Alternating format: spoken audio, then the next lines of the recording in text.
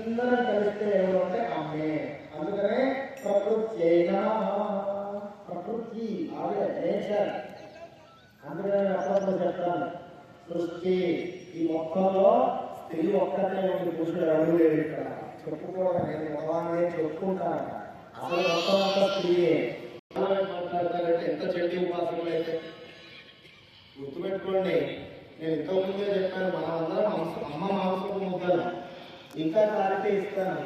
మీ పేరండి? అయ్యా మీ పేరు ప్రభాకర్ గారు. మీ కాలుకు దెబ్బ తగిలింది అనుకోండి, నాకు చెప్పాలి. ఏమని చెప్తారు సార్? దెబ్బ తగిలింది అంటావా, తగిలాడు అంటావా? అయ్యో, తగిలింది స్త్రీలింగం కదా. పురుషుడికి దెబ్బ తగిలితే తగిలిండు, తగిలాడు చెప్పాలి. తగిలింది. నిద్ర వస్తే నిద్ర వచ్చింది, ప్రాణం పోయి. అంతేనా?